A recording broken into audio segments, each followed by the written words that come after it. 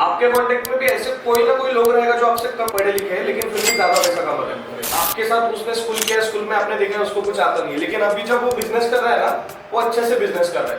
क्योंकि आपको बाकी नॉलेज से ज्यादा ना स्पेसिफिक बिजनेस का नॉलेज होना चाहिए कि आपको माल कहाँ से उठाना है, प्रॉफिट मार्जिन कैसे होता है, आपको क्लाइंट कैसे हायर करना है, उनको क्या आपको कोटेशन देना है। तो वो जरूरी नॉलेज होता है बिजनेस का, और वो लोग बाहर मिलता नहीं है। तो वो मैंने देखा, वो उससे मेरे को समझा कि चाय एक ऐसी चीज है ना कि वो बहुत चलेगी। अभी भी मेरा जो वडाला का दुकान है ना, वहाँ पे मेरे कस्टमर भिखारी, तो वो आएंगे सुबह चाय पियेंगे, वापस सिग्नल पर जाएंगे, चिल्लर जमा करेंगे, वापस आएंगे चाय पियेंगे। साल का 25 से 30 हजार आपको भिखारी बिजनेस है, ऐसा कौन सा बिजनेस है? तो वो मेरे को मालूम है कि चाय की इतनी ताकत है। एक तो बहुत सारे लोग, मेरे जो ब्रांच ओनर है 20-20 साल के लड़के, जो बंदा 10,000 भी नहीं कमा पा रहा था, 10,000 भी उसको सैलरी नहीं मिल रहा था, वो 40-50 हजार कमा रहा है। और ये एक्चुअली कोई बताएगा नहीं, लेकिन मैं बताऊंगा, इंस्पिरेशन है।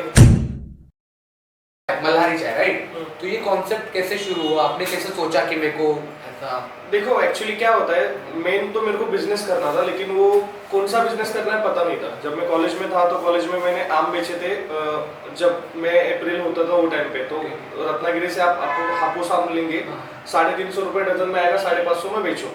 तो वो टाइम पे प्रॉफिट अच्छा हो रहा था, पैसा भी जा रहा था। तो हर जब समर में ना मेरा अच्छा सेल होता था, लेकिन वो 2 महीने के बाद तो पैसा है नहीं। फिर मैंने योगा टीचर भी था मैं, मतलब जब जॉब कॉलेज कर रहा था, कॉलेज के साथ फिर मैं लोगों के घर पे जाना, हफ्ते में 3 दिन 1-1 घंटा उनको सिखाना योगा, और उसको मेरे को 5,000 रुपये चार्ज करते थे। तो मेरे 4 क्लाइंट थे, लेकिन फिर भी मैं उससे 20-25 ही कमाऊंगा, ज़्यादा तो कमाऊंगा नहीं।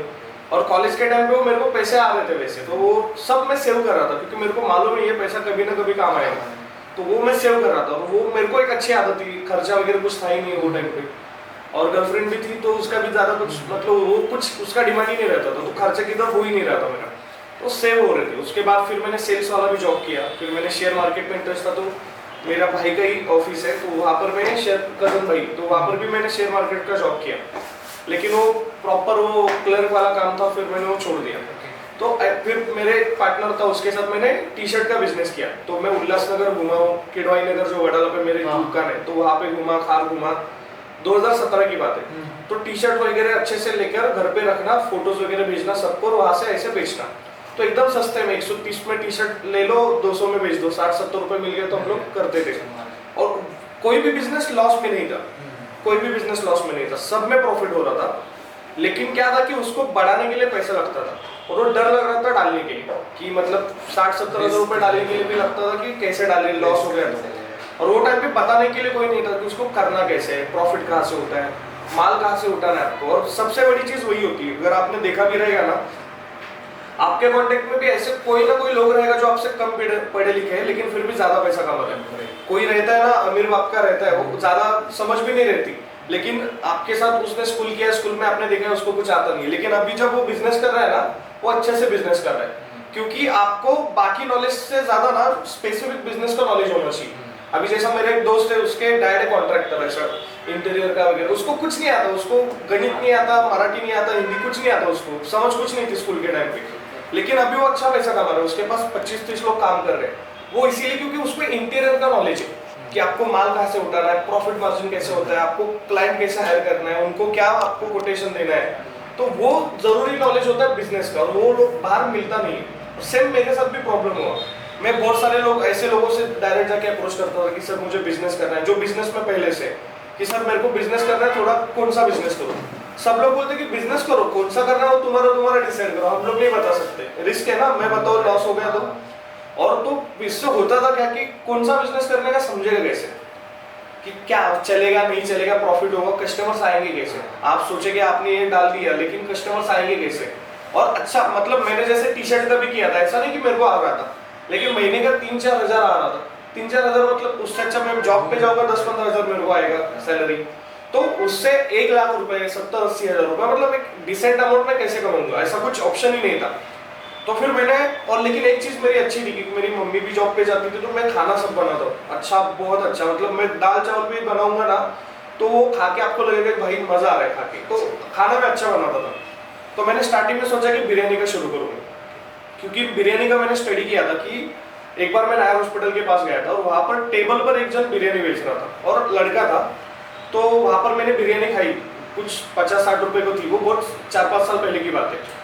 तो मैंने ना देखा, क्योंकि मेरे को इतना इंटरेस्ट है, मैं बैठा और मैंने गिना कि उसका बिरयानी कितना जा रहा है। तो मतलब 1-1.5-2 घंटे में उसकी जो भी उसका बर्तन था वो पूरा बर्तन खत्म हो गया। वो दोपहर के टाइम पे आया था बराबर 1 बजे, 1 से 3 के अंदर पूरा उसका ये बर्तन था वो पूरा खत्म हुआ। और लगभग उसका 80 से 90 बिरयानी गया फुल प्लेट।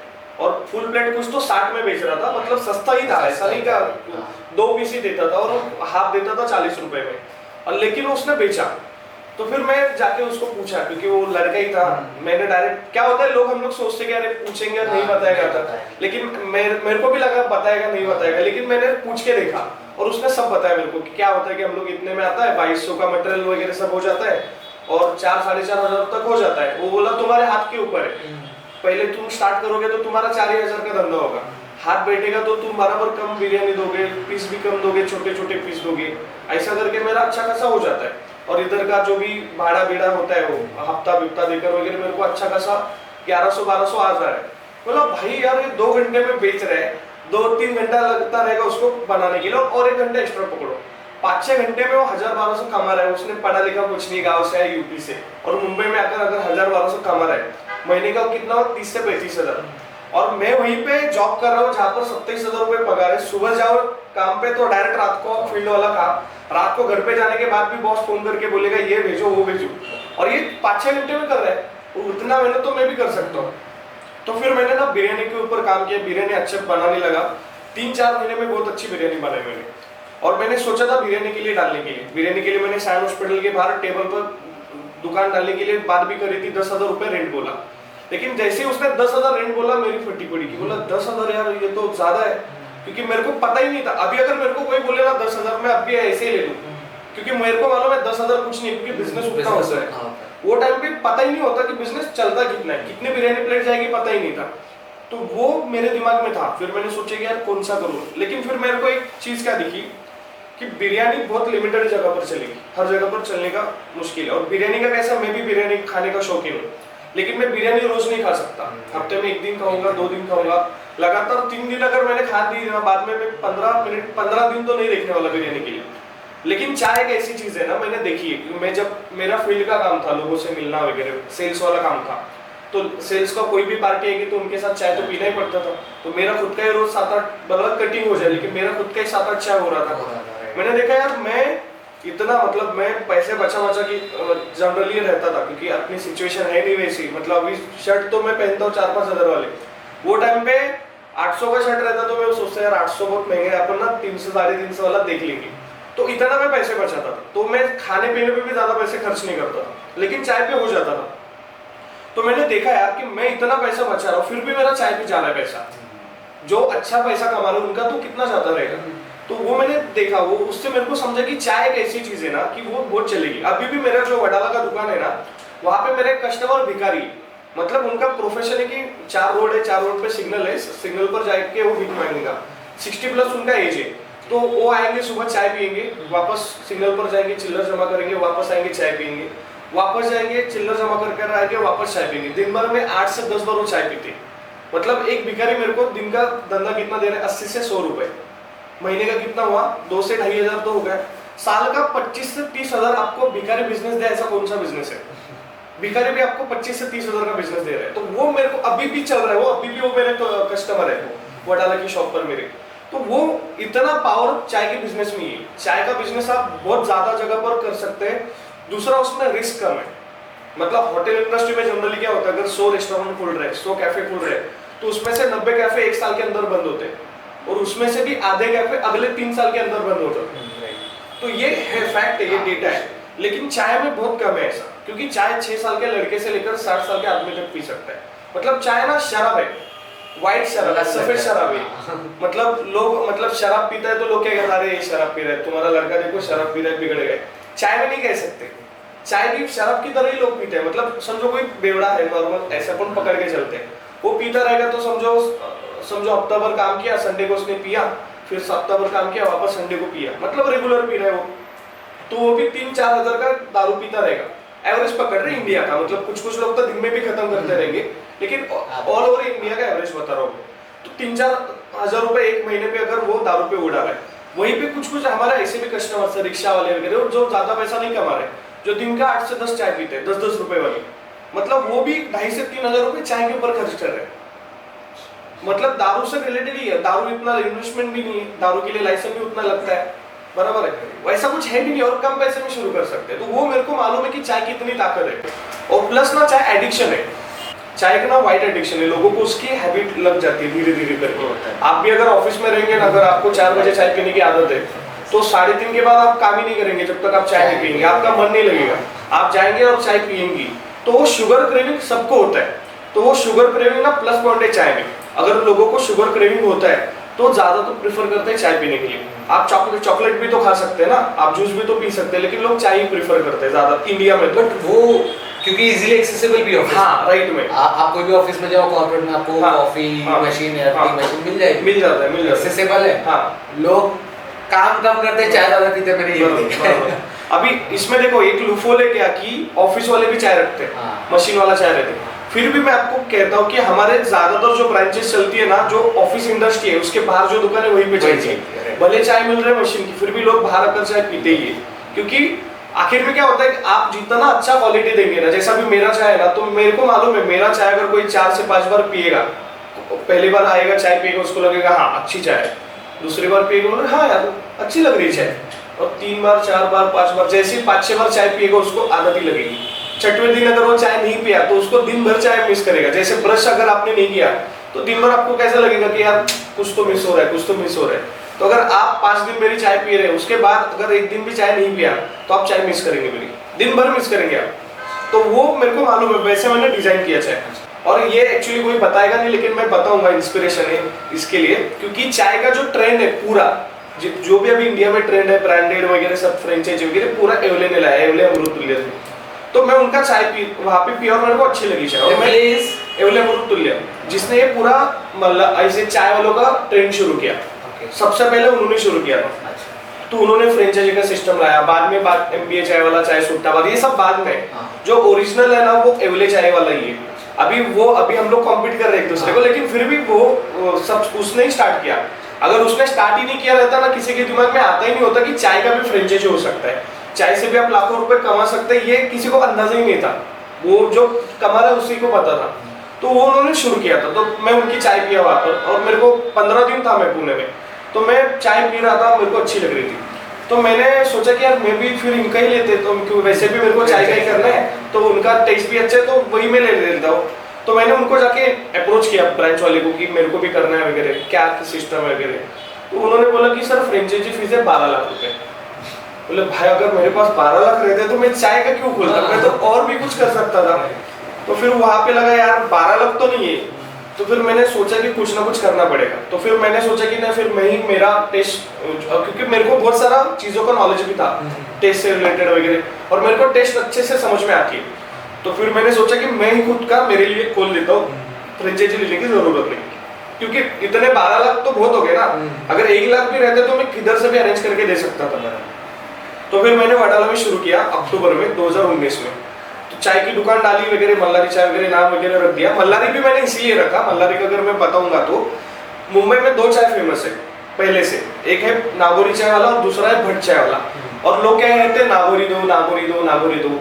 और मैंने जहाँ पर डाला था वडाला में, तो वहां पर पहले से 5 नागौरी की दुकान थी चाय वाली, तो उनका सिमिलर नाम होना चाहिए, नागौरी नागौरी। अरे नागौरी में बैठा हूँ, कहाँ बैठा है, नागौरी में बैठा हूँ। तो नागौरी के हिसाब से मैंने मल्लारी सोचा कि नागौरी के लिए सिमिलर वर्ड होगा मल्लारी, और एक्चुअली वो हमारे कुलदेवत भी है, तो वो भी एक था रिलेशन। तो नागौरी की जगह मल्लारी रिप्लेस करना है। और वहां पर वडाला में मैंने स्टार्ट किया कि नागौरी की जगह अपना चाय लोग पीने लगे जाता, तो उस हिसाब से मैंने मल्लारी स्टार्ट किया था। और तब फ्रेंचाइजी का वगैरह कुछ दिमाग में नहीं था कि फ्रेंचाइजी देना है वगैरह ऐसे। तो वो जो मेरे कस्टमर्स बन रहे थे ना, वही लोग बोले कि सर हमको भी डालना है, आपका मसाला दोगे क्या? तो बोला हाँ भाई ले लो, उसमें कोई ये नहीं, बस नाम मेरा लगाओ। तो ठीक है, तो 3-4 जो दुकानें खुली वो तो मैंने फ्री में दे दी, क्योंकि मेरे को पता ही नहीं था कि पैसे लेने हैं उसके लिए। क्योंकि मेरा तो हो ही रहा था, मेरे को मसाले में कुछ तो प्रॉफिट हो ही रहा है ना। वो किधर से तो चाय पत्ती लेंगे, किधर से तो शक्कर लेंगे, उसकी जगह मेरे से लेंगे। तो वो मैं उसी में खुश था। फिर धीरे धीरे सामने से लोग आएंगे, सर जो भी आपका फ्रेंचाइजी फीस रहेगा हम लोग देने के लिए रेडी है। फिर मैं 35,000 में दिया, 45,000 में दिया, 55 में दिया, 75 में दिया, 1 लाख रुपए में भी फ्रेंचाइजी दिया।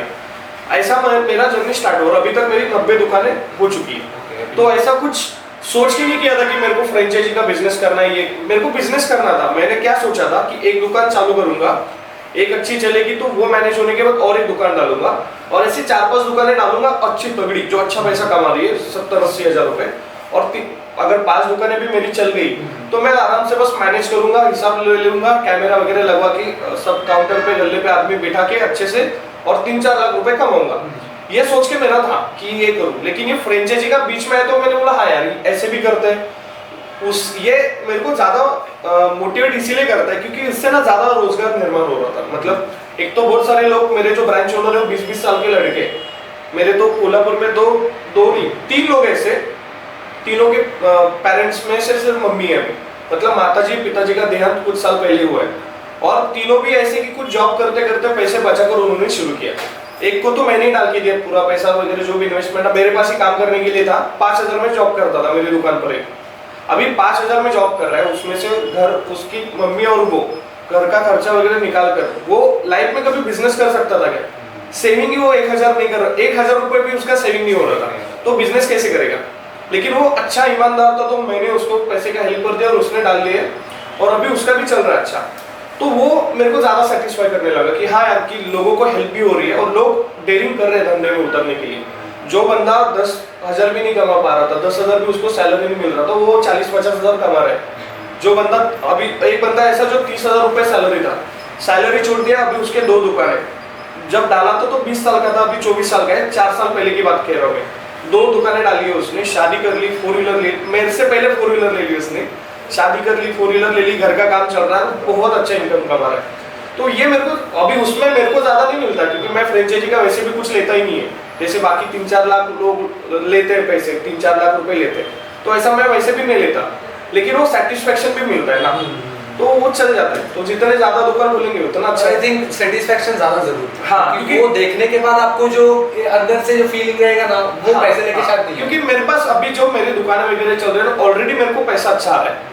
तो और जब मैं पहले कमाता था पैसा, तब तो मैंने सोचा ही नहीं था कि मेरे को इतना कमाना है, ये करना है। तो उस हिसाब से पहले जो मैं 1 साल में कमाता था, अभी 1 महीने में आ रहा है मेरे को, तो वो जो है वो बहुत है। मैंने सोचा नहीं था, 12 गुना ज्यादा हो गया ना, तो मैंने सोचा भी नहीं था बिजनेस करना वगैरह ऐसा, वो तो अलग स्टोरी पूरा।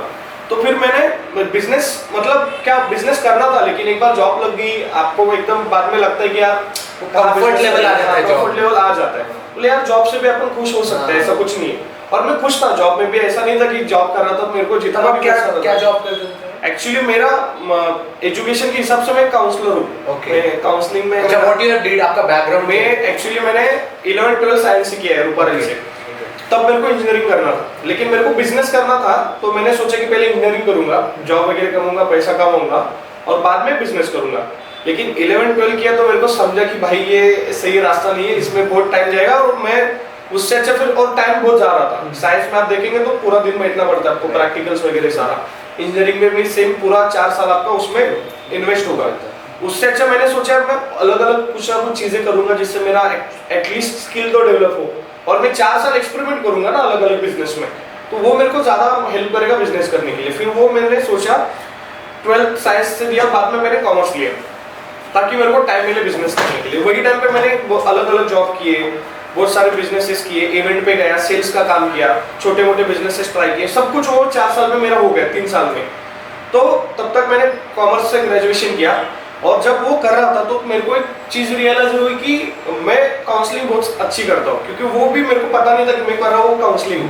क्या होता था कि बहुत सारे लोग आते थे, मेरे को प्रॉब्लम बताते कि ऐसा है वैसा है, और मैं जब उनसे बात करता तो उनको सोल्यूशन मिलने लगा। बोले भाई तू अच्छा काउंसलिंग करता है, मैं काउंसलर के पास भी गया, लेकिन तुझसे बात करके मेरे को अच्छा लगा। तब मेरे को पता चला कि जो हम लोग बोलते हैं उसको काउंसलिंग कहते हैं, वो एक काउंसलर। तो फिर 2-3 लोगों ने मेरे को अच्छे फीडबैक दिए कि तू काउंसलिंग का करियर में देख ले। तो फिर मैंने ग्रेजुएशन के बाद काउंसलिंग का 2 साल का कोर्स किया, काउंसलिंग साइकोलॉजिस्ट, उस साइकोलॉजी में। तो वो मेरे को, और लॉकडाउन में तो मैंने बहुत काउंसलिंग करी, बहुत, कौन सा भी कुछ भी रहने दो, रिलेशनशिप वाला रहने दो, पर्सनल रहने दो, करियर वाला, बिजनेस वाला, हर चीज में।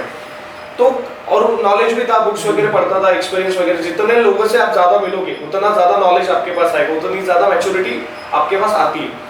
तो वो धीरे धीरे होते गए। तो वो मैंने सोचा था कि अगर लाइफ में कुछ भी नहीं हुआ तो मैं काउंसलिंग करूंगा और अच्छा कमाऊंगा, ऐसा सोचा था। लेकिन तब एक ऑर्गेनाइजेशन थी, तो सेल्स का काम था वहाँ पर, जो गवर्नमेंट की स्कीम है वो लोगों तक पहुंचाना। काम बहुत अच्छा था, मतलब सोशल सर्विस वाला ही काम था। मतलब हमको सैलरी मिलती थी, लेकिन हमारा काम ऐसा था कि अगर किसी का ऑपरेशन करना है तो उसको गवर्नमेंट का स्कीम कैसे मिल जाए, तो वो ऐसी स्कीम लोगों तक पहुंचाना वगैरह, काम बहुत अच्छा था। और मेरे को वो काम हमेशा इंटरेस्ट था, सोशल वगैरह, लोगों से मिलना। मैं प्रॉपर एक्सट्रोवर्ट हूँ, मतलब अकेला रहता हूँ, लेकिन मैं किसी भी लड़के के साथ, किसी में आदमी के साथ बात कर सकता हूँ। जैसे लास्ट टाइम हम लोग फेब में गए थे, पता है ना, महाशिवरात्रि के लिए गए थे कोयम्बतूर। तो वहाँ पे वो साउथ इंडियन वगैरह लोग थे, खाना खाने के लिए उनके रेस्टोरेंट में गए तो उनसे इतना बातचीत हो जाता था कि वो नंबर वगैरह शेयर करते थे कि कभी भी आना तो आना, यहाँ पे आना वगैरह, इतना होता था। उतना मेरे को पता था कि लोगों से मिलना वगैरह मेरे को ज्यादा अच्छा लगता था। तो वो मैं काम करता था सोशल वर्क का वगैरह। तो वहां से मेरे को पैसा, भले मेरे को 27-30, बाद में 27 का 30 हुआ, 32,000 हुआ, हर साल बढ़ता है ना, क्योंकि मैंने 3.5 साल उस एनजीओ में काम किया था। हाँ, एक्चुअली वो एनजीओ बंद पड़ गई लॉकडाउन के कारण, क्योंकि बाद में उनको फंडिंग मिली नहीं, तो वो तो बंद हो गई। लेकिन मेरा है कि आगे जाके मैं ही इतना पैसा कमाऊं कि वो वापस स्टार्ट करूं वो काम। तो वो मैंने सोचा है कि करना है कभी ना कभी लाइफ में। तो वो काम करता था, तो वो मेरे को पैसा भले मेरे को कम मिल रहा था, लेकिन सेटिस्फेक्शन अच्छा मिल रहा था, क्योंकि वो मैं रोज देख रहा था कि ऐसे लोग हैं जो रोज मतलब उनका खाने के लिए तरस रहे। तो मैं अगर 27,000 कमा रहा हूँ तो एटलीस्ट मेरा खाना पीना तो हो ही रहे उसमें। तो मेरे को ऐसा कुछ खुश था, ऐसा नहीं था कि कुछ हो रहा है मेरी लाइफ में। तो ऐसे वो काम कर रहा था। तो वो वहाँ पे ज्यादा से ज्यादा लोगों को मिलता था, अलग अलग कम्युनिटी में जाके, सोसाइटी में जाके आपको काम करना है। तो वहाँ से मार्केट भी समझ में आ गया था। और उसका फायदा क्या हुआ कि वडाला में काम करता था, वडाला की पूरे एरिया में भी काम करता था ऐसे। तो उससे मेरे को वडाला में मार्केट समझ में आया कि कहाँ पर चाय ज्यादा जाएगी। उससे जब मैंने चाय की दुकान डाली ना, तो मैंने जहाँ पर दुकान डाली है वहाँ पर नेशनल मार्केट है, होलसेल कपड़े के 2000 दुकान है, 2000। और वहाँ पर जो लोग रहते हैं वहाँ पर सब गाले पद्धति, गाला टाइप में रहते हैं। गाला मतलब आप समझेंगे, उनका फैमिली है गाँव में, यूपी वाले लोग। और यहाँ पर एक ही रूम में 5-5, 6-6 लोग काम करते हैं।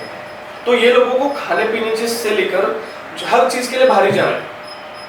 तो घर वाली चाय भी उनको बाहर ही पीनी है, सुबह उठकर जो चाय पीनी है वो भी बाहर पीनी है, शाम वाली चाय भी बाहर पीनी है, काम वाली चाय भी उधर ही पीनी है, सुबह उठते पहले चाय चाहिए। तो वो लोकेशन मैंने इतना अच्छा ढूंढा था ना, तो उसकी वजह से अभी भी आज 5वां साल चल रहा है, अभी भी वो दुकान चल रही है। तो अभी वो टाइम पे 30,000 रेंट था, अभी 35,000 रेंट है, 5 जन काम करते हैं उस दुकान पर। अभी तो मैंने चलाने को दी 1 साल हो गया, क्योंकि टाइम नहीं मिलता मेरे को, लेकिन अभी भी वो अच्छा पैसा कमा रही है। तो वो क्योंकि अच्छा लोकेशन, तो कौन सी चीज आपको कब काम आएगी पता नहीं। मैं काम कर रहा था सोशल वर्क का, वो टाइम पे मेरे को लोकेशन समझा कि यहाँ पर चाय जाएगी, तो मेरे को इजीली लोकेशन मिला। तो ये ऐसे होते गए। तो वो मैं जॉब करता था वो टाइम पे। तो फॉर एग्जांपल अगर आप आज किसी को चाय शॉप खोलना है आपके साथ, ठीक है, तो you will give him franchisee, yes yes. तो उसका क्या प्रोसेस है? देखो, मेरा फ्रेंचाइजी तो मैंने बहुत पहले बहुत ज्यादा चार्ज करता था, लेकिन मैंने जब ऑब्जर्व किया ना कि बहुत सारे लोगों के पास पैसे नहीं है और बिजनेस करना है, लेकिन इतनी महंगी फ्रेंचाइजी ले नहीं सकते। अभी समझो किसी का बजट ही 1 लाख का है, उसके पास है ही पैसे 1 लाख रुपए, तो उसमें अगर मैं 1 लाख चार्ज करूंगा तो वो शुरू ही नहीं करेगा। तो फिर मैंने ना वो डेयरिंग किया कि मैंने सोचा कि नहीं, कि मेरे को थोड़ा कम करना है, थोड़ा पैसा नहीं मिलेगा चलेगा, लेकिन किसी की दुकान तो शुरू हो जाएगी। तो वो सोच के मैंने वापस अभी स्ट्रक्चर चेंज किया, बाद में शायद बढ़ाओ, अभी तो मैंने नहीं है। तो अभी मैंने वापस स्टार्ट किया कि 25,000 रुपये मेरे को फ्रेंचाइजी देनी है। अभी ये ओपनली भी कोई बोलता नहीं कि अपनी फ्रेंचाइजी कितने में क्या है, 25,000 मतलब कुछ नहीं है। और उस 25,000 में से भी 15,000 का मैं मटेरियल देता हूँ। उसमें मतलब मसाला वगैरह, ट्रेनिंग वगैरह सारी चीजें रहती है कि कैसे चाय बनाना है, ये सारी। और 10,000 रुपये फ्रेंचाइजी फीस लेता हूँ। और ये फीस मैं इसीलिए ले रहा हूँ क्योंकि मेरे पास जो मसाले, मेरे पास जो वैरायटी है, चाय की टेस्ट है मेरे पास, वो एक टेस्ट मेरे पास टोटल 3 तरह की वैरायटी, उसमें से एक वैरायटी ऐसी है जिस पर बहुत बड़ा ब्रांड है जो 12 लाख रुपए फ्रेंचाइजी लेता है। और ये अमृतुल्य वाला ब्रांड है, वो चाय सुट्टा वाला फिर बेचाय वाला ब्रांड नहीं है, वो तो अलग सिस्टम है उनका, पता नहीं कैसे चलता है। लेकिन महाराष्ट्र वाला ब्रांड है जो 12 लाख लेता है, वो टेस्ट के दम पर। दूसरा एक ब्रांड है जो 2 लाख रुपए फ्रेंचाइजी लेता है दूसरे टेस्ट पर। और तीसरा जो मेरे पास गुड़ की चाय, वो तो किसी के पास नहीं है।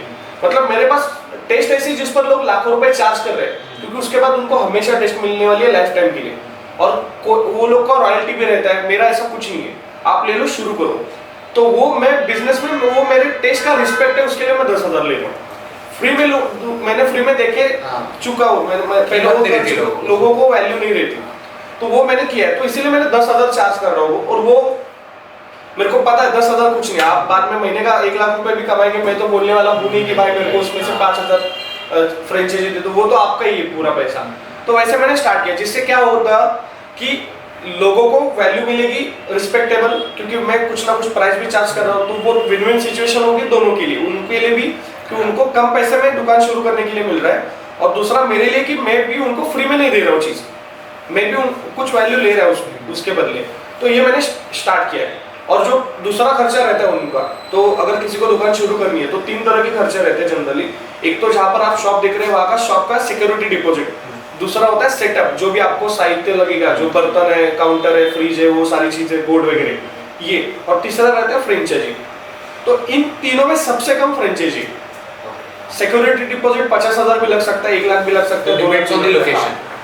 जो सेटअप भी हो जाता है, सारी चीजें बर्तन वगैरह 60-70 हजार में हो जाती है, वो भी डिपेंड इंटीरियर हाँ, कैसे आप करवा रहे हैं। राइट। और तीसरा जो है वो फ्रेंचाइजी, जो सबसे कम है 25,000। और जनरली बाकी अगर किसी का फ्रेंचाइजी के बारे में सोचेंगे ना, सबसे महंगा फ्रेंचाइजी होता है, बाद में सेटअप और सिक्योरिटी डिपॉजिट, लाइसेंसिंग, हाँ ये सारी चीजें होती है। तो क्या बहुत सारे कॉन्सेप्ट है, जैसे अगर कोई फ्रेंचाइजी देता है तो उनके पास कई तरह की फ्रेंचाइजी होती है, जैसे एक नॉर्मल स्मॉल फ्रेंचाइजी होती है, एक मास्टर फ्रेंचाइजी होती है, तो ऐसे कॉन्सेप्ट भी है। तो आप ऐसा कुछ देखो, ये मास्टर फ्रेंचाइजी ये सब ना नाम है। मास्टर फ्रेंचाइजी मतलब क्या होता है कि समझो दिल्ली में मैंने किसी को दे दी, तो दिल्ली में वही खोलेगा, जितना भी खोलना है वही खोलेगा ब्रांचेस, या फिर उसकी फीस भी ज्यादा होती है। फीस भी ज्यादा होती है। वो देखो, मेरे को बहुत सारे लोग बोले कि सर, जैसे मेरे को एक राजस्थान से बंदा मिलने के लिए आया था, वो बोला कि सर मेरे को जयपुर या फिर जोधपुर में भूल गया कि वहां पर करना है, लेकिन पूरा जयपुर मेरे को ही दे दो, वहां पर मेरे को ही दुकान खोलनी है, ऐसा उसने बोला। लेकिन मेरा वो मोटिव नहीं है कि जो पैसे वाला है उसको ही ये करना है, मेरा मोटिव कि कम से कम मेरे एक ब्रांच राजस्थान में ऐसी जगह पर है, पाकिस्तान बॉर्डर से 20 किलोमीटर की दूरी पर है, तो मैं सोच, और गांव है पूरा, मतलब मेरी दुकान में चाह रहा हूँ कि ऐसे लोग खोले जिनके पास कुछ नहीं है, बस दिमाग है, हिम्मत है, खोल दो भाई, पैसा नहीं खोल सकते, डेयरिंग कर सकते हैं। अभी समझो अगर आपकी दुकान, मेरी कुछ दुकान है जो 70-80 हजार में भी शुरू हुई है, 70-80 हजार मतलब कुछ नहीं है, कुछ भी नहीं है। अगर कोई 10-15 हजार भी कमा रहा है साल भर में, उसने अगर पैसे का सेविंग किया 7 हजार रुपए भी, फिर भी 70-80 हजार वो कमा सकता है। तो 15,000 रुपए कमाने वाला आदमी भी डेयरिंग कर सकता है, तो वो मेरा मोटिव है। तो इसके लिए मेरे को क्या है कि मैं ब्रांड का वगैरह सोचता नहीं कि ब्रांडिंग ऐसा चाहिए वैसा चाहिए, जैसा है वैसा करो। बस नाम मेरा इसीलिए कह रहा हूँ क्योंकि क्या होता है, मैंने एक जन को स्टार्टिंग में दे दिया ऐसा ही मसाला, वो बोला कि सर मेरे को मेरा नाम लगाना है, तो मैंने इतना सोचा नहीं था तभी कंपनी वगैरह का, ना ठीक है, तो मैंने उसको मसाला दे दिया। तो उसने क्या किया, उसने सामने 2 लोगों को 70-70 हजार में फ्रेंचाइजी दी और मैं इसको फ्री में मसाला दे रहा हूँ, और मेरे को पता ही नहीं है सारी चीजें। इनिशियली उसने अपना फ्रेंचाइजी चालू कर दिया आपसे पहले, हाँ, और मसाला मेरा ही जा रहा है, और ओरिजिनल मेरा ही है। तो वो टाइम पे मेरे को लगा कि हाँ, अगर ऐसा नहीं कि कमाना गलत है, लेकिन मैं अगर चाह रहा हूँ कि भाई कम पैसे में हो तो उसको अलाउड ही नहीं चार्ज। एक्चुअली आपकी आईपी कल को बननी चाहिए ना, आपका भी ब्रांड होना चाहिए, बिकॉज़ आपने ओरिजिनेट किया, राइट, आपने उसको अपना मसाला दिया ये सोच के कि शायद मेरा कुछ हो, बट उसने अपने नाम से शुरू कर दिया। राइट। बट अच्छा बात ये भी होगी उसमें कि उसने अपना ब्रांड शुरू कर दिया, अपनी फ्रेंचाइजी। तब मेरे को वो इसीलिए अच्छा हुआ कि तब मेरे को समझा कि लोग पैसे देते हैं इसके लिए, मेरे को तो पता ही नहीं था पैसे लेने हैं इसके तो आपने उससे पहले फ्रेंचाइजी मॉडल, हाँ फ्री में, हाँ मैं इसी दे रहा था मसाला, बस नाम लगाओ, नहीं लगाने मत लगाओ, मैं तो मसाले दे रहा था। तब मेरे को समझा लोग तो 70-70 दे रहे हैं, मैं 5,000 भी नहीं ले रहा हूँ। तो उसकी बंदे की फ्रेंचाइजीज है भी या खत्म? नहीं, उसको तो हमने बाद में मसाला देना बंद कर दिया, वो तो गलत है ना, वो झूठ बोल के करना गलत ही है वैसे। और मतलब इनिशियली आप ज्यादा इन्वेस्टमेंट नहीं लेते हो बेसिकली? मैं लेता भी नहीं, और मैं उनको सजेस्ट भी करता हूँ। बहुत सारे लोग मेरे पास ऐसे आते हैं कि सर मैंने इतना सोचा, ये करना है, वो करना है, इतना खर्चा करना है, तो वो सोचते क्या है कि दुकान चाहिए डालनी है, लेकिन उसके लिए 3 लाख का उनका इंटीरियर करना है, कैफे बनाना है, वो करना है, वो सोचते हैं, लेकिन वो गलत है। आप कोई भी मारवाड़ी लोगों से मिलेंगे, कोई भी गुजराती लोगों से मिलेंगे, वो कभी भी ऐसा धंधा नहीं करते, क्योंकि उनको धंधे, ये कौन सोचता है जो नया है ना धंधे में, वो सोचता है ये ऐसा करना है वैसा करना है। अगर आप धंधे में हो ना, तो 2 तरह के धंधे वाले होते हैं, एक जो फर्स्ट जनरेशन वाले होते हैं जो फर्स्ट टाइम कर रहे हैं, और जो सेकंड जनरेशन है या फिर जनरेशन से धंधा कर रहे हैं। जो जनरेशन से धंधा करता है ना, वो पहले धंधे का सोचता है कि पैसा आएगा कैसे, और जो नया है ना, वो सोचता है कि क्या क्या करना है, ऑफिस लेना है, ये करना है, वो करना है, मतलब आप पैसा दे रहे हैं, पैसा देने से पहले आने का टेस्ट तो करो, आ रहा है कि नहीं आ रहा है। क्योंकि मैंने एक चीज देखी कि एक जगह पे क्या एक ने कैफे खोला और कैफे पे उसने 3-3.5 लाख रुपए का इंटीरियर खर्च किया और उसको प्रोडक्ट्स वगैरह अच्छे थे, टेस्ट भी अच्छी थी, सब अच्छा था, लेकिन उसका क्या हुआ था कि उसका लोकेशन गलत हुआ था और उसका रेंट था 40,000 रुपए। तो पहले मैंने इसे उसको समझा कि यहाँ पर नहीं चलेगा, उसका बहुत बेसिक गलती हुआ कि उसका लोकेशन ही गलत हुआ। तो फिर मैं भी उससे मिला था, मेरे को उसने कॉल किया था कि सर क्या करना है वगैरह, मैं उसको बोला लोकेशन आपको बदलना है। तो बोला सर लोकेशन कैसे बदलूं सर, लोकेशन नहीं बदल सकता क्योंकि मैंने 3 लाख का तो खर्च किया उस पर, तो मैं कैसे बदलूं लोकेशन। मैं उनको बोला सर लोकेशन नहीं बदलेंगे तो आपका धंधा ही नहीं बढ़ेगा, लेकिन बोले सर लोकेशन, बाकी कुछ भी बोलता चलेगा, मतलब भाई चलेगा ही नहीं, लोकेशन ही गलत है तुम्हारा। तो फिर उसने तो वो किया नहीं, वो अभी देखो क्या नहीं, उसने 6 महीने तक वैसे किया, तो 6 महीने में उसने 40-40 हजार भाड़ा दे दिया, वो उसका लॉस हुआ। 6 महीना उसने कुछ किया नहीं, उसी दुकान पे बैठा, तो उसको ना प्रॉफिट हुआ, जो टाइम भी चला गया, उसका पैसा चला गया, इंटीरियर भी चला गया। अगर आप चेक नहीं करेंगे और उसके पहले ही खर्चा करेंगे तो ऐसे ही होगा। तो मेरा अभी मैं जहां पर भी दुकान देखता हूँ, मेरे बहुत सारे फैक्टर्स है, मेरे बहुत सारे फिल्टर लगते हैं। जैसे उसके बाद उसको एक्सप्लेन करो, वो फिल्टर्स क्या है। कौन अगर मान लो कि किसी नए इंसान को खोलना, तो वो कौन से फिल्टर्स है जो उसको चेक कर रहा है? हाँ, सबसे पहले तो मैं उनको बोलता हूँ कि कहाँ नहीं डालनी है आपको दुकान। जैसे रेसिडेंशियल एरिया में चाय की दुकान आपको नहीं डालनी है। क्यों? इसीलिए क्योंकि रेसिडेंशियल एरिया में सब फैमिली वाले लोग हैं। आप सुबह शाम घर में चाय पीते हो, तो घर से निकलकर 2 मिनट की दूरी पर आप कितनी बार चाय पियोगे? कितना भी अच्छा चाय, बहुत कम लोग हो गए, मतलब समझो 1000 लोग रह रहे हैं, उसमें से 5-6 लोग रहेंगे जो एकदम शौकीन है, वो आकर चाय पियेंगे, लेकिन वो भी रोज नहीं पियेंगे। तो अब आपको चाय के धंधे में हजारों लोग चाय पीने की चाहिए, सैकड़ों लोग चाय पियेंगे तभी आपको बिजनेस होगा। तो वो सबसे पहले कि रेसिडेंशियल एरिया में नहीं डालना। दूसरा मैं उनको क्या बोलता हूँ कि आपको सब्जी मार्केट में भी नहीं डालना। सब्जी का मार्केट रहता है, बहुत भीड़ रहती है, उनको लगता है इतने सारे लोग आ रहे हैं सब्जी मार्केट में तो यहाँ पर चलेगा, लेकिन आप देखेंगे सब्जी मार्केट के जो कस्टमर है, वहां पर जो भीड़ है ना, वो सब रेसिडेंशियल वाली भीड़ है, और उसमें भी ज्यादातर लेडीज लोग हैं, और लेडीज लोग ज्यादा चाय नहीं पीते। लेडीज लोग चाय कहाँ पर पियेंगे? जहाँ पर कॉलेज है, कैफे है, ऑफिस है, जहाँ पर उनका जॉब है, वहां पर चाय पियेंगे। ऐसा आपने कभी देखा है? लेडीज, कुछ 2 लेडीज है, मार्केट में गई, टमाटर लिए, आलू लिए, और बाद में सोचे चलो यार टमाटर आलू ले लिए, चलो अभी चाय मारते हैं, वो घर पर जाकर ही चाय पिएगी।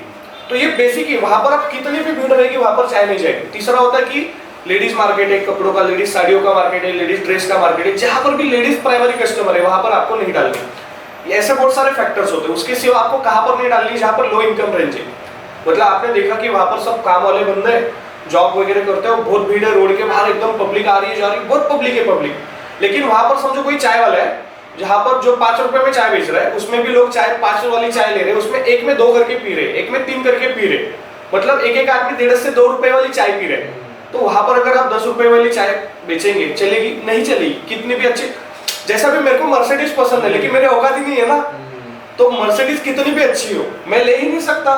तो वैसा आपका चाय कितना भी अच्छा हो, वहां पर अगर प्राइसिंग नहीं बैठा ठीक से तो नहीं चलने वाली। और अगर आप 5 रुपए में 4 रुपए में चाय बेचेंगे तो फिर आप पेट ही भरेंगे, आप पैसा, बड़ा पैसा नहीं कमा पाएंगे। और मैं जनरली सोचता हूँ अगर आपको फ्रेंचाइजी लेकर अगर अच्छी क्वालिटी का अगर आप चाय दे रहे तो आपने अच्छा पैसा कमाना चाहिए। तो ये ऐसे कुछ फैक्टर्स होता है, ऐसी बहुत बड़ी लंबी लिस्ट है एक्चुअली कि कहाँ नहीं डालने। पहले ये मैं क्लियर कर देता हूँ कि यहाँ पर नहीं डालना है आपको। तो उससे होता क्या है कि लोगों को पता चलता है कि यहाँ पर तो पक्का लॉस होने वाला है, तो वो चांस उनका कम हो जाता है। फिर जहाँ पर डालनी है वहां पर क्या क्या चीजें चाहिए उसका भी लिस्ट है अलग। तो वो बहुत सारे, बहुत डिटेल में अगर वो बताने जाऊंगा तो 2-3 घंटा कम कर देंगे, उतनी सारी चीजें। तो इसीलिए एक्चुअली मैंने ट्रेनिंग भी शुरू किया कि बहुत सारे लोग मुझे कॉल करते हैं कि सर कहाँ डालूं, लोकेशन कैसे ढूंढूं। इसीलिए मैं बीच बीच में जैसे ही मेरे को टाइम मिलता है और जो लोग मुझे इंस्टा पर मैसेज वगैरह करते हैं तो उनको एक साथ मैं ऑनलाइन जूम पर भी कभी कभी बीच में सिखाता हूँ कि आपको लोकेशन देखना कैसे है, प्राइसिंग कितना होना चाहिए, प्रॉफिट मार्जिन कितना होता है, कितना इनकम रियल में होता है। ये सारी चीजें मैं उनको समझाता हूँ, बाद में आप करो। मतलब वो पहले सीखो धंधे को, कोई सिखा नहीं रहा है यहाँ पे धंधा कैसे करना है, क्या कर रहा है। और जो बाकी भी फ्रेंचाइजी वाले हैं उनका क्या, उनको फ्रेंचाइजी दे दो, बात खत्म, चले ना चले अपने को कुछ नहीं है। और उससे क्या होता है कि लोगों को लगता है फ्रेंचाइजी सिस्टम गलत है। फ्रेंचाइजी सिस्टम बहुत अच्छी है, क्योंकि अगर आप नए बिजनेस में है ना, तो आप फ्रेंचाइजी अगर किसी का ले रहे हो, अगर वो फ्रेंचाइजी जेन्युइन है ना, बहुत सारे ऐसे लोग हैं कि उन्होंने फ्रेंचाइजी लिया और अच्छा पैसा कमा रहे हैं। और मेरा नहीं, हर किसी का ऐसा है। लेकिन कुछ लोगों का मॉडल ही इतना खराब है, मॉडल ही इतना घटिया है, बस नाम पे लोग फ्रेंचाइजी ले लेते हैं, लाखों रुपए डाल देते हैं, बाद में लॉस हो जाता है। ऐसा भी होता है। इसीलिए आपको पहले धंधा समझ में आना चाहिए कि कौन से कस्टमर्स आपके पीते हैं, कौन से वाले लोग चाय पियेंगे, कौन से कस्टमर्स चाय नहीं पियेंगे। इसीलिए तो मेरे को पता है ना, रेसिडेंशियल एरिया में चाय नहीं चलेगी। रेसिडेंशियल एरिया में वही अगर आपने किराना की दुकान डाली चलेगी, लॉन्ड्री की दुकान डाली चलेगी, दूध की दुकान डाली चलेगी, ठीक है। तो ये सारी चीजें होती है वही, तो ये लोकेशन का भी बहुत बड़ा गेम रहता है, तो उसमें तो मैं एक्सपर्ट हो चुका हूं। आई थिंक सबसे ज्यादा जो फैक्टर रहता है वो लोकेशन का ही रहता है आपके यहाँ। लोकेशन, चाय का टेस्ट, आपका सर्विस, आपका टेस्ट तो आप ऑलरेडी दे रहे हो, क्योंकि आप अपना मसाला दे रहे हो, तो आपने एक प्रॉब्लम सॉल्व कर दी। दो चीजें रहती है, दो चीजें होती है जिससे आपके चाय के धंधे में बहुत अच्छा पैसा कमाएंगे। वो दो चीजें, एक है चाय की टेस्ट और दूसरा आता है लोकेशन। टेस्ट का काम मेरी तरफ से हो जाता है कि आपको टेस्ट का कुछ झंझट नहीं करना है, और लोकेशन में भी मैं ट्रेनिंग दे रहा हूँ, आपको करना है, मैं बताऊंगा आपको कैसे लोकेशन दे रहा हूँ। मेरे पास टीम बैठी है, आप लोकेशन देखो, वीडियो भेजो व्हाट्सएप पर, हमारी टीम देखकर आपको फीडबैक देगी कि यहाँ पर चलेगा कि नहीं चलेगा। वो हमारा गारंटी नहीं होता, हमारा वो सर्विस होता है आपको बताने के लिए कि यहाँ पर कितना चांस है चलने का, ताकि आप फंसे ना। क्योंकि चाय के धंधे में क्या होता है, जनरली सारे के सारे नए लोग हैं जिनके पूरे खानदान में किसी ने धंधा नहीं किया, और ऐसे लोगों को पता ही नहीं होता कि चलेगा कहाँ पर धंधा, कहाँ से कस्टमर आएंगे चाय पीने के लिए। बहुत सारे तो लोग ऐसे जहाँ पर उन्होंने हाईवे के बाजू में डाला है और उनको लगता है कि हाईवे से इतनी हजारों गाड़ियां जा रही है मतलब चाय की दुकान चलेगी, लेकिन हाईवे में अगर कोई गाड़ी चला रहा है तो 80 की स्पीड से चला रहा है, अचानक रुक के थोड़ी ना गाड़ी चाय पीने के लिए आएगा।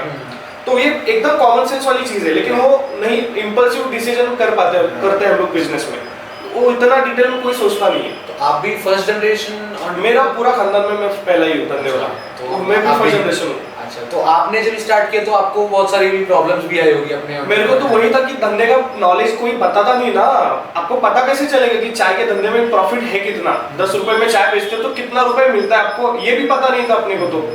तो वहां से सारी जर्नी थी, लेकिन मैं वो तो रिस्क लेना ही था। मेन तो वही है, आपने देखे रहेंगे ये भी और एक फर्क है लोगों में, आपने देखा रहेगा कि आपसे ज्यादा मेहनत करने, कम मेहनत वाले लोग आपसे कम स्मार्ट भी ज्यादा पैसा इसीलिए कमाते हैं क्योंकि एक तो एक्शन लेते हैं और दूसरा वो रिस्क लेते हैं।